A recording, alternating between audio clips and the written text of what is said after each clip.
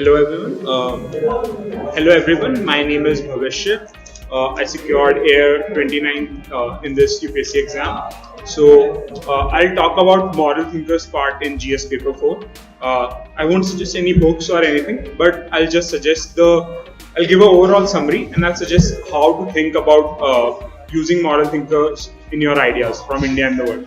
So first, what you need to do is you need to prepare thinkers that are mentioned explicitly in the previous year questions. For example, Gandhi or Buddha would be the example of such thinkers.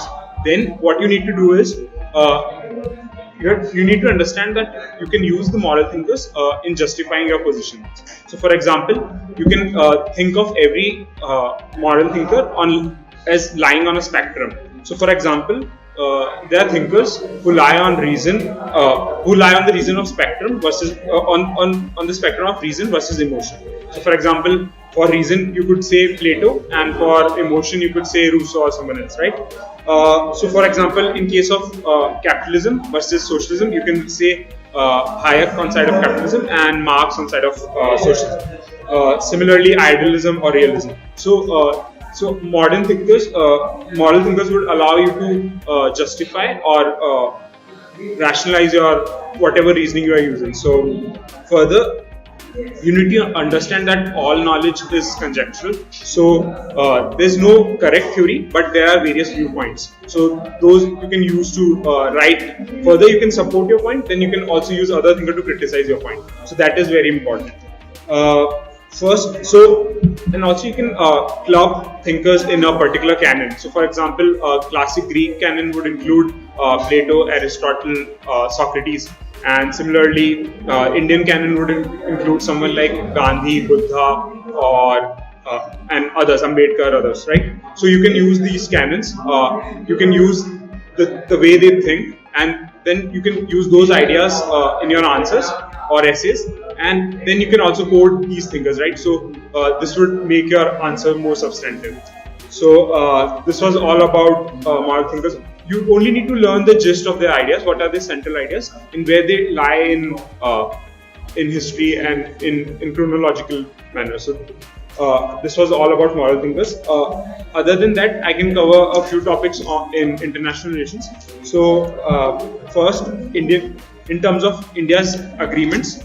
So you can think of, first you need to classify the foreign policy into different dimensions. The most important dimension is security or military, right? So then there's politics, then there's economics, then there's culture, etc. So India's engagement with any other country at bilateral or regional or global level would be along these dimensions. So first, you need to cover the major bilateral arrangements of India. So India does not have, so the uniqueness of Indian foreign policy is that India does not have explicit military alliance with any country. So India only has strategic partnerships with other countries. So for example, Quad is an example. So similarly, at the regional level, nowadays regional groupings are becoming really important. So in a multipolar world, right? So regional groupings like SCO or BRICS, etc., are really important.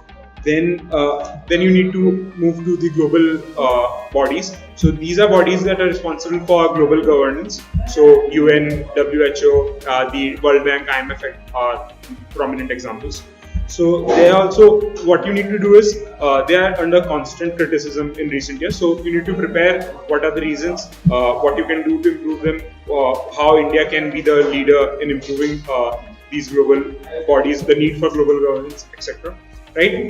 Then there's impact of other countries on India. So in terms of developed countries, so developed countries are mostly the P5 or P5 plus Japan, etc. So what in general India's relationship with these countries are, so India gets technology transfer, capital inflows, etc. from these countries, and in turn India is a investment destination for these countries. So other than that, in terms of developing countries, India is the leader of Global South. So this theme is really important in answering questions related to non-alignment or how India's relationship with Africa or Latin America is going. So India supports these countries in terms of technology, in terms of capital, in terms of line of credit, and India is a leader of Global South. So this theme is important to deal with India and developing countries' relations. Other than that, so in terms of international institutions, you need to understand the structure, how they work, what is multilateralism, why is it going through a crisis right now, how India wants to reform the global multilateral institutions, what is the need. So for example, the problems like climate change or the current pandemic need multilateral institutions to solve them.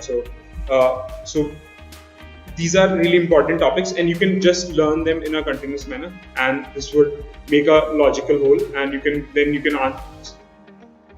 answer any question that comes from these parts, right? So that would be all. So apart from these topics, what you can do generally is focus on creating stories around any of the topics or keywords, because they are easier to remember, and then when you get any question, you can use those keywords and stories to create an answer. So you don't have to remember anything too factual, or you don't have to memorize much. You can rely on important keywords, important characters, and their stories. That is how they interact. This would really ease your burden in terms of and this would also free your mind to exercise its creative and analytical muscle, right? Other than that, just be confident, follow common sense, don't take any advice too seriously. Just pass it through your common sense filter. See what you can do in these 7 minutes. So that would only determine what you'll study and how you'll study. So yeah, that's all from my side. All the best.